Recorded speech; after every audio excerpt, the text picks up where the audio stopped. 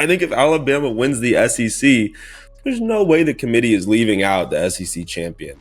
The only problem is, what do you do with Georgia at that point?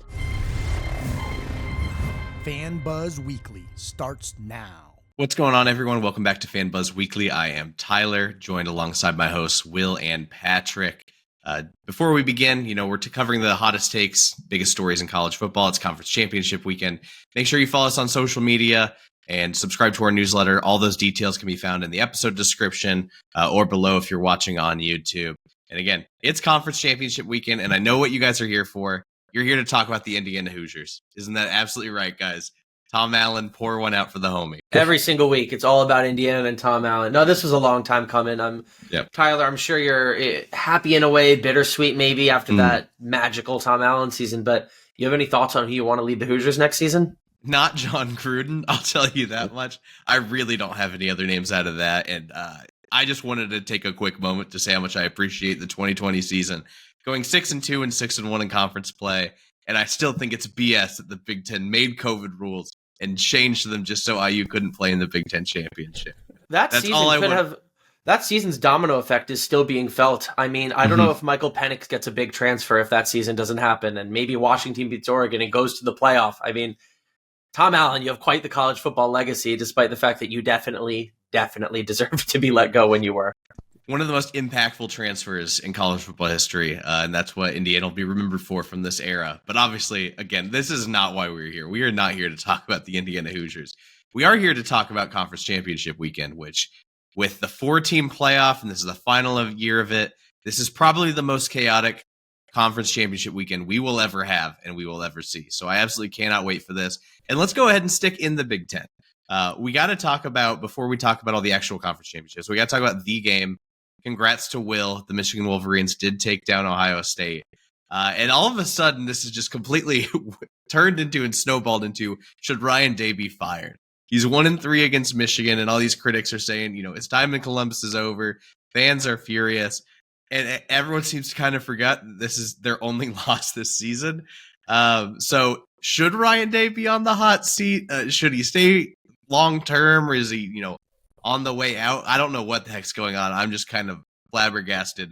Why don't we go ahead and start with Will so that he can gloat a little about his Wolverines and then talk a little bit about Ryan Day. Listen, I think Day should get another year, but that's it. I mean, 0-4, we let Jim get to 0-6, and that was pretty iffy. I think 0-4, they frankly have held themselves to a higher standard in a lot of ways over the last few years, and I don't understand how they could accept that. Especially, you've got Jim Harbaugh, who's got an NFL resume. The guy's been to a Super Bowl and came inches away from winning it. Did great things at Stanford. But if Ryan Day goes down 0-2 to Sharon Moore next season, which we can talk about this later, but I think Sharon's going to be leading our team next year, man, that's not what you want to see. And I think people don't understand. It's their only loss. It's their only game, and it's our only game. And I'm not just saying that because we had soft schedules this year. There have been years when Wisco's been good, Penn State's been good, Indiana's been sneaky competitive. That is still our only game. Michigan went like 10 years without winning a game. That's the simple fact of it. I mean, Urban Meyer's private, like the luxury room in his tap house is called the 7-0 room because of his record against Michigan. That dude's career is 7 November Saturdays. It's not 3 national championships. So he understands it. I thought that Ohio State's fans understood it, but if they're losing sight of that, great. We'll take that Saturday every single season if they're cool with taking the other 11. I think you are who you are when you face adversity. You're not a champion if you win 11 games and then you don't beat the teams that it matters. And that was my issue with Michigan for so many years. Championships aren't won in 90% of games. They're won in 5%. And I think OSU wants championships. For those who have compared this to Jim taking a while to get going as well, Jim inherited a 5-7 team. Day inherited an ironclad edge against Michigan that he never should have been able to blow within 2 recruiting cycles. And this particular loss is embarrassing for me if I'm Day, because he lost to an interim. Michigan was missing. People aren't talking about this. Michigan was, because it wasn't a quarterback or a running back, Michigan was missing its best player for most of the second half, Will Johnson, who clamped Marvin Harrison as much as anyone can clamp Marvin Harrison and had a huge pick. And we're missing our best offensive player for a quarter, and that is Zach Sinter, who we'll talk about a little more later. That's all I've got to say on it. I think Day deserves one more shot, but 0-4 against Michigan would be pretty unacceptable. I hope he gets a lifetime deal, personally. I'd love to see that guy on the other sideline forever. And I'm just glad I get to join Lou Holtz in having the last laugh. I can't believe I'm sitting here gloating alongside a Notre Dame Fighting Irishman, but, strange times, I guess. What was it he originally said? That Ohio State wasn't physical, and that's why Ryan Yeah, Day called he them said out. They were soft. he said they're not tough, and then Day got on the mic after beating Notre Dame, which I think you're well within your rights to clap back after you win. Although I would just let the play talk. Against Day an goes, I 80-year-old can't believe man. it. It's Ohio against the world. These kids are so tough. And then Lou Holtz clapped back and said Notre Dame was the better team. You guys just had a million 4th and 1s. And then this week, Holtz was like, it's going to be a long bus ride for Coach Day. Those fans can't be happy about being, 0-3 against Michigan, as if he didn't know. I thought Holtz did a nice job with that. I'm always here for the Lou Holtz victory lap. No, I think there's one phrase that I always think of when it comes to these rivalry games. You got to beat your rivals. Like, if you're not beating your rivals, I mean, you're screwed. Look at Florida and Billy Napier. We're losing to every single rival except Tennessee. If you're not beating those teams, you're not doing anything. You're in deep doo-doo. I think Day's in trouble. And I think, Will, you're probably on the right track just because you don't get a lot of second chances. Your rope is not it's not a long leash when you're losing to the only game that matters, right? That's the only game that really cements them into the CFP. Although next season, I think with the 12-team playoff, it'll be interesting. But you got to beat them. What else do you guys want? He's 56-7. He's 39-3 in conference. And all 7 are to Michigan. Like, that's the thing. Like, if you're Ohio State, is the job description winning games or is it winning championships? It just depends what you want. I think of Ohio State, as much as I hate them, I respect them enough to see them as one of, I think, the biggest 6 programs in the country. I've thought about this a lot. And I think that the goal has to be a champion every single season, at least some of the time. That's impossible. That's impossible. I had the same feeling about Michigan. Standard. When we were 0-6 against Ohio State with Jim, I was not okay with that, even though Jim had an 80% win rate or something like that until the 2020 season. It just comes. It's not the NFL. You can't flex your winning percentage. It's not any given Sunday. It's one given Saturday.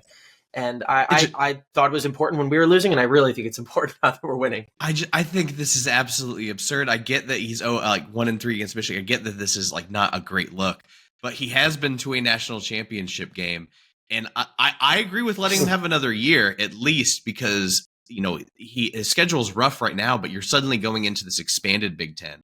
I'd want to see what he can do against other opponents besides Michigan. I want to see what he can do against the Oregons and USCs that are coming into the conference. I think that's more interesting. Suddenly their schedule gets a little more competitive. They can get into a 12-team playoff, especially because of the prestige of the Big Ten. So even if they have 1 or 2 losses, they're probably still getting into a 12-team playoff. Can he compete against bigger schools when the schedule is a little tougher? We just have such a small sample size of legitimate games that I think it's unfair for Ohio State fans to be just clamoring for his job all of a sudden, especially when the counterpoint is, who are you going to get? Is Urban Meyer coming back? Do you actually want that? Are you getting just some superstar wonder kid? Is Dan Lanning leaving Oregon? I have a name. Go for it. I'm very afraid of this one. But by the way, I do want to say it is important to note that the national championship he made was with Urban Meyer's players and Kirby Smart's quarterback. Of course. Yeah, absolutely. Who's the name? But the name, I'm terrified. It's Mike Vrabel. The Titans look terrible. I don't know if he's going to get. I don't know if he's going to get outright. Yeah, I don't know if he's going to get outright fired. But if Mike Vrabel's running that defense, I think Michigan puts up 14 points.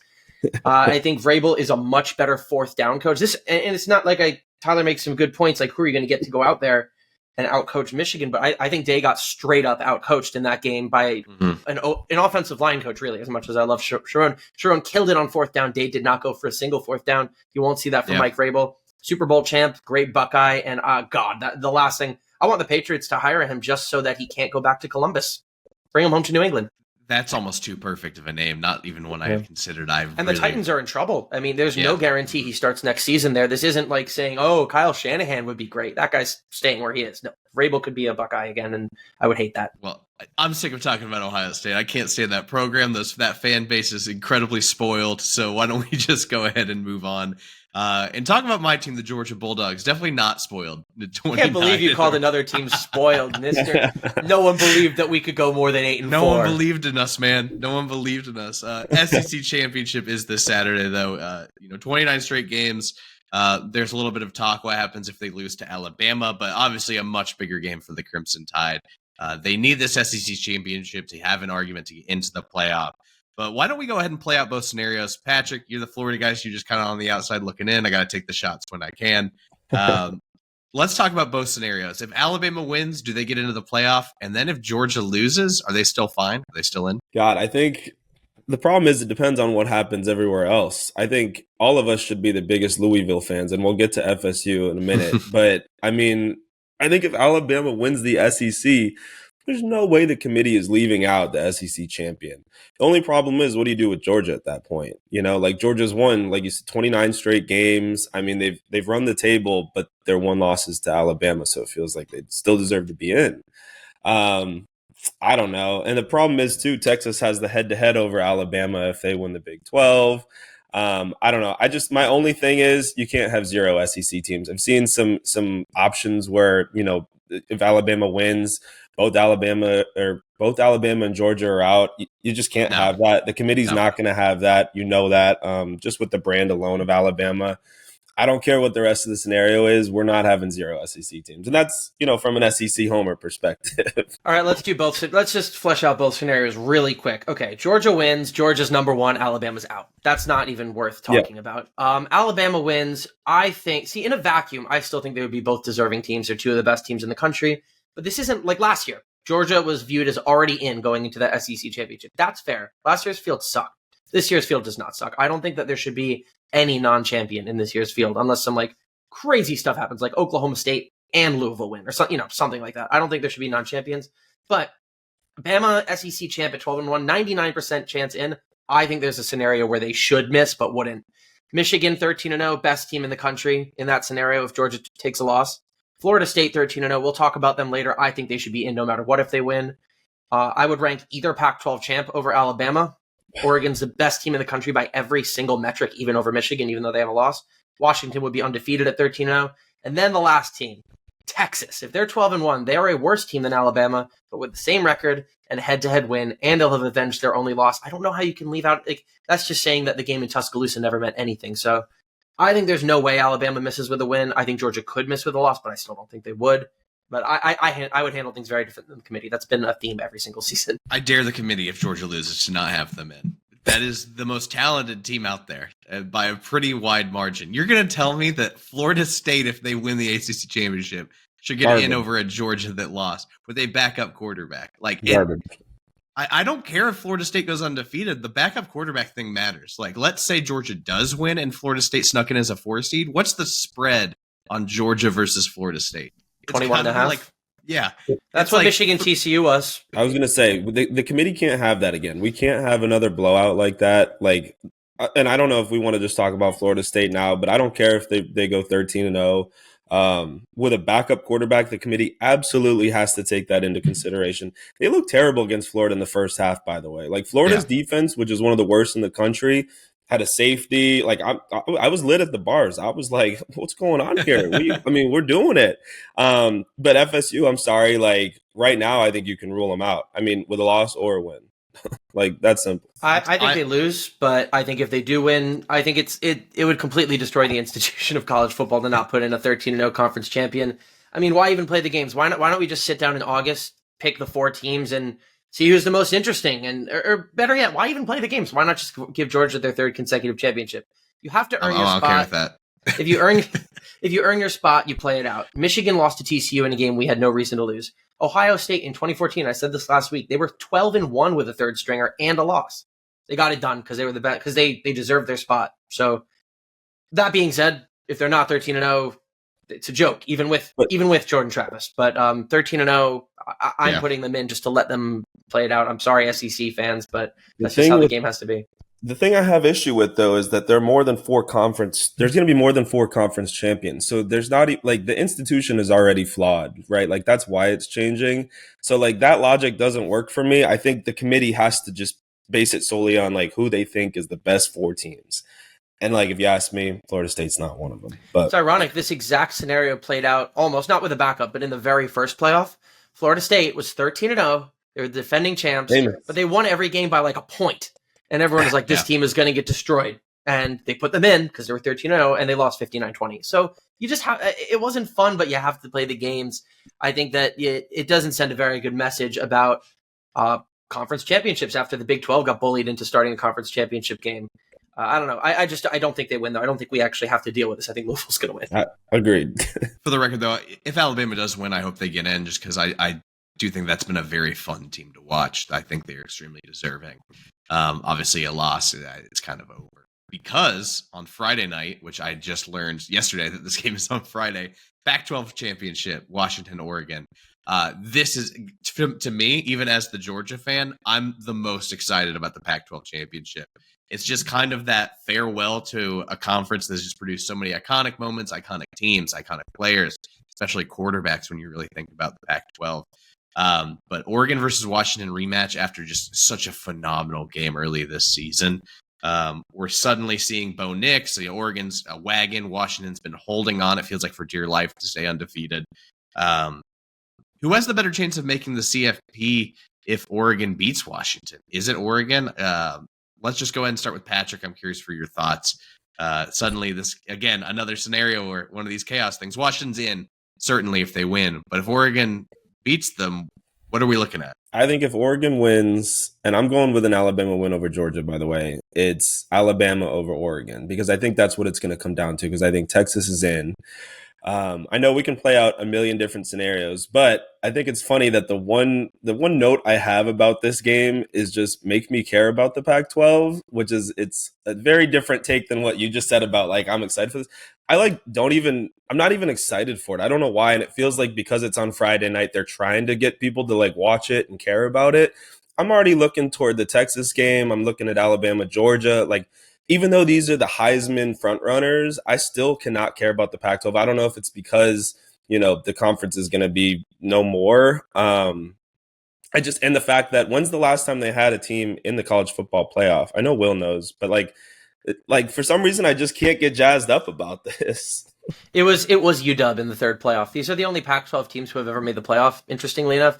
And Patrick, I know why you don't care about the Pac-12. It's your SEC exceptionalism. You are the Heisman voters in 2015 who admitted that they didn't vote for McCaffrey because they didn't stay up late enough to watch him. That's a crime. It's true. It's true. They should all lose their votes. But we go to bed. I didn't. I was in Heisman history. I was a high school student taking all my classes and playing football, staying up till 2 and 3 a.m. to watch it. I think professional sports journalists should have been able to do the same.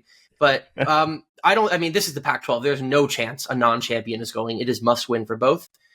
Definitely not Washington going with a loss. I mean, if you look at the line and the way the committees rank them so closely, it's clear that they perceive Oregon as better, but have a hard time ranking them higher because of both the record and obviously the head-to-head. But Oregon's the better team. I think they're the second best team in the country. And sorry, Tyler, the first best isn't Georgia.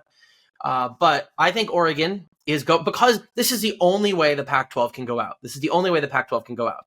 Oregon leads the country in every single metric, wins the conference on 12-1, and misses. This is the only appropriate farewell to the Pac-12. Alabama wins, Texas wins. Michigan's in, Alabama's in, Georgia's in. Tyler's right. He dares the committee. They are not brave enough to call his bluff. They are not going to leave out Georgia. And lastly, then you have that last spot. You have Texas versus Oregon. In a vacuum, this is where the committees back themselves into a corner. They're ranking Oregon over Texas every week.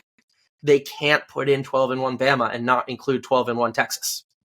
So I think that's how Texas gets in over Oregon. I would be really, really sad for either of those teams to miss after the seasons they've had, but that's my projected playoff. Michigan, Bama, Texas, Georgia, in that order. Tinfoil hat conspiracy time, but I think the winner of this gets in regardless because the committee is just going to feel the pressure of storylines. We got to let a Pac-12 team in because it's the end of the Pac-12, and they're just going to feel that nostalgia, especially as an older committee, right? I imagine the average age of a committee voter is a bit older. They're going to feel nostalgic and be like, we need a Pac-12 team in here since it's going away, and it's going to draw viewership because it's going to be a storyline that media is going to talk about leading up to the games.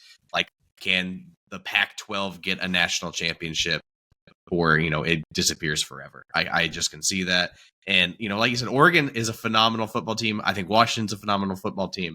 One of them is deserving. I just think it would be fun, especially seeing matchups we traditionally would not see. Patrick, were you going to add something? I was gonna actually disagree because I think if I'm the committee, why would I want to give the Pac-12 any added boost to give them a chance at a national championship game right before they're all leaving the conference, right before that conference is being it's being stripped down.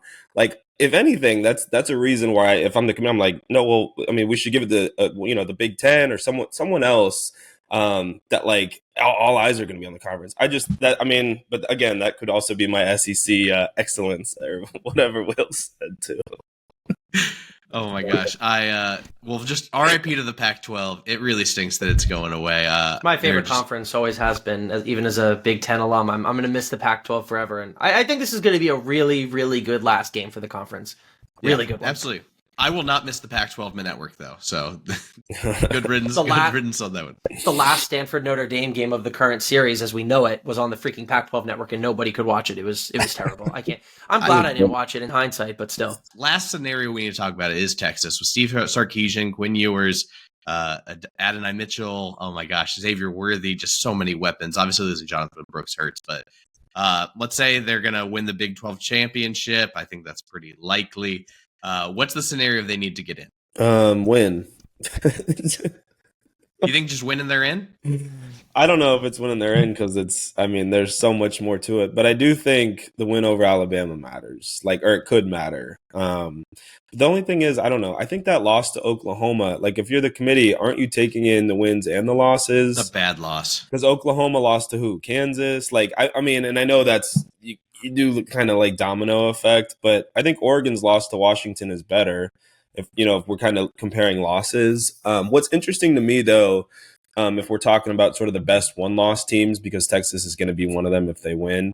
And I know everyone loves this, ESPN's FPI, which is the most accurate thing out there. Never think of that thing ever. I love this. Isn't Ohio State still number one? Number one. They're number one, and I think it's Michigan. Man. So I don't know who's running the FPI out of the Big Ten. Tinfoil hat, which we all need to get tinfoil hats and put them on when we say that.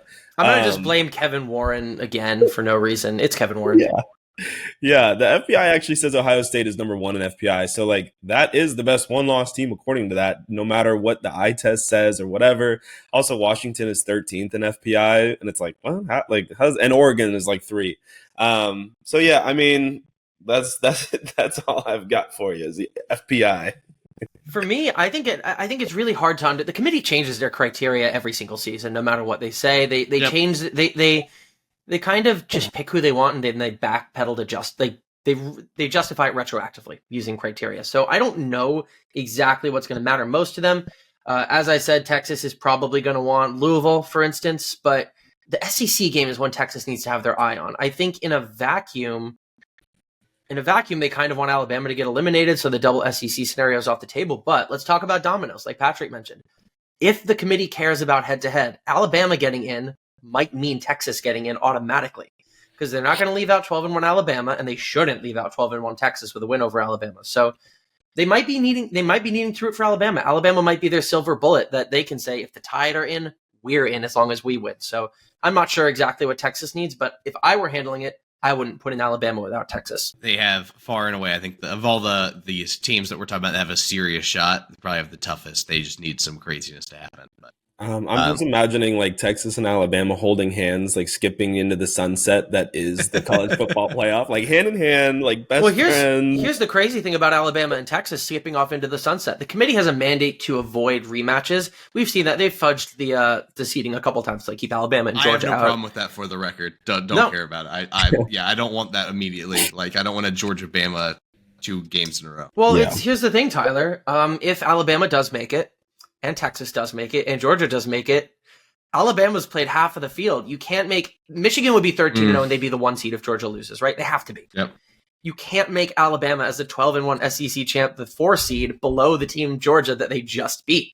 Just make Georgia the 4 seed. I don't care. That's what it has to be. And then you get an Alabama-Texas rematch, and they really are skipping into it together then. And you get freaking Michigan and Georgia in a semifinal again. I'm here for these four. This is what we get for 13-0. Are you kidding me? But that's my projection. I think we've had enough of a lot of conspiracy theories and projections, and the good news is in just a few days, it's all going to be sorted out, and then we can start getting excited for the reality. Let's go ahead and get into our recurring segments. It is championship week. We're going to take the over, and I think we got to start with Will because he knows more than we are on what we're talking about. I feel like Patrick's going to take Iowa again. It's his last week to do it, so we'll see what happens. Will, what do you got? Man, I don't know, Patrick. Did you end up taking Iowa last week? Because they hit the under to beat all unders. I was so happy about it. One week I didn't actually. I'm proud of you. I got on the under. I was really happy about that. But For my take, the over, I mean, obviously we have limited options. There's only 10 football games this week, but it's not perfect because I don't love the pace based on how much teams are going to be running the football, but it's got to be Oregon and Washington. Just comparing the offenses, each of these is going to be Oregon first, Washington second, second and sixth by EPA, second, 11th by scoring, first and second by passing yardage, and 30th and 9th by pass play percentage. I think that Oregon's going to run the ball because they have a great run game and Washington can't stop the run, but these teams generally love to put the ball in the air. And I don't know if that's going to happen, but these teams have the ability to run an extremely high-paced shootout. So that's going to be my pick. The number 67, I think it's the best one out there, but gotta say, I think it's a really good under week. No, you're missing the most obvious one. It is Michigan and Iowa. Okay. I think 35.5. Now listen, hear me out. Here's how I do all my reasoning here. And I'm like 0-10 on the season.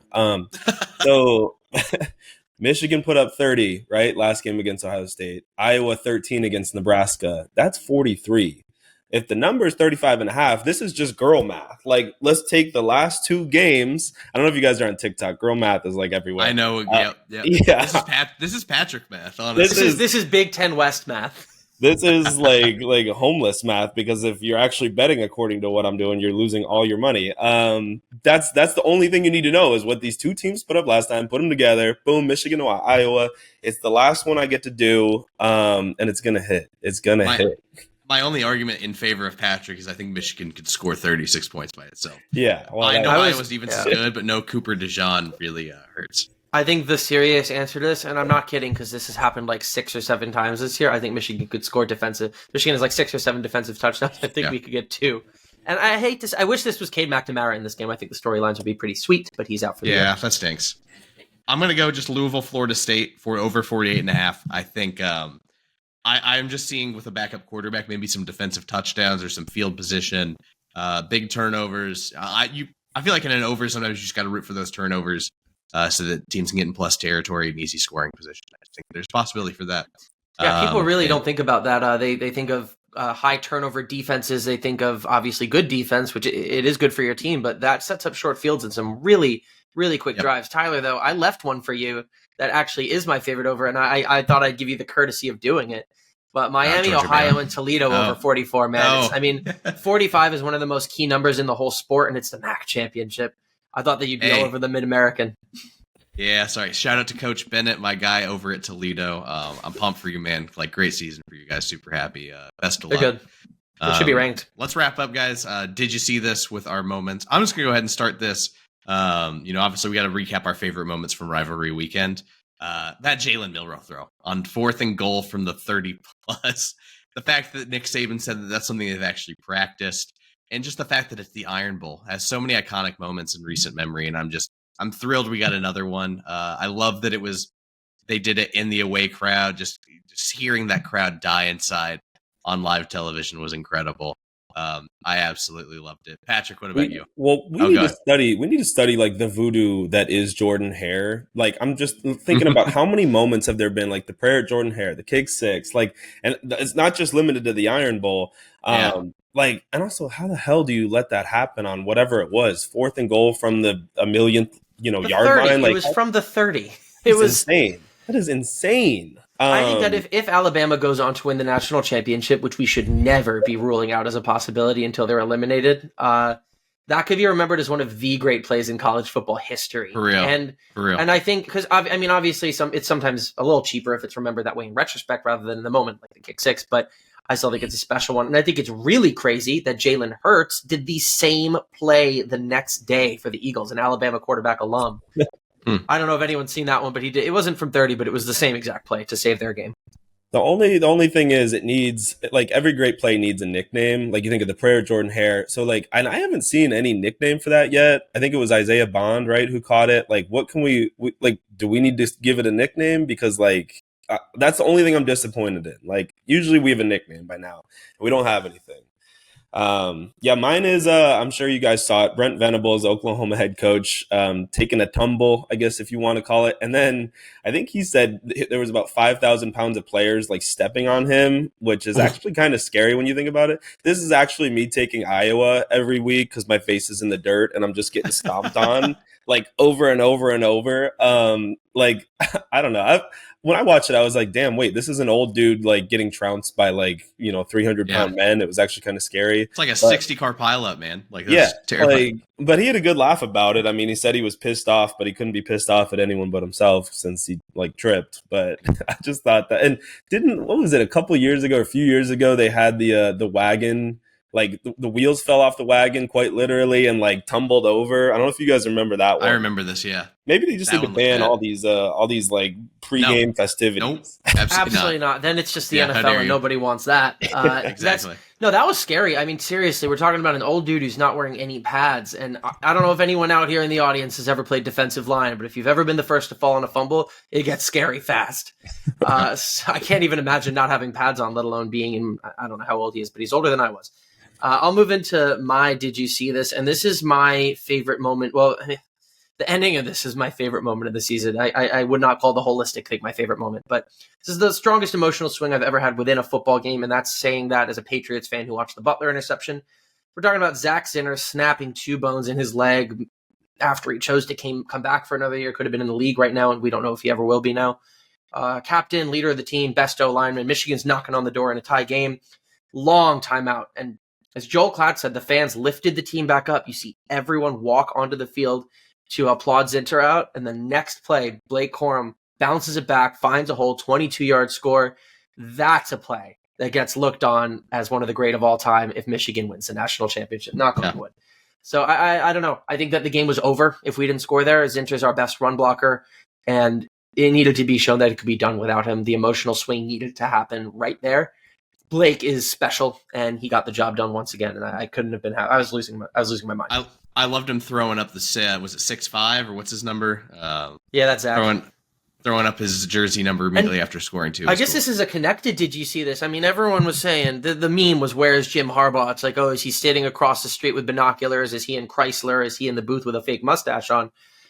Jim Harbaugh was at the hospital with Zach Zinner during the celebration and everything because he's a leader and a great coach, and he couldn't be with his team, so he was with his team in the way that he could be. I think that's going to do it for us, guys. Thank you for bearing with us. Obviously, we had so much to talk about, so many scenarios, and again, just a couple days away, and we'll all have this all figured out. Really hoping that we get to see Georgia and Michigan. It'd be great for the pod. I will talk a lot of crap to Will if this happens. Oh, yeah. I want Georgia. It won't feel real unless we get through Georgia. Absolutely. Well, appreciate you guys all listening. Again, make sure that you are subscribing to our newsletter, following us on socials. And if you enjoy the show, make sure you're subscribing on wherever you're listening. Leave us a 5-star review or anything like that on wherever you're listening as well. We appreciate you guys. That's Patrick. That's Will. I'm Tyler. We'll see you next week. Take care. But I think it's too early. Like, people love to pull the trigger and like fire these dudes, and it's like, great, now we start over. What is the point of that?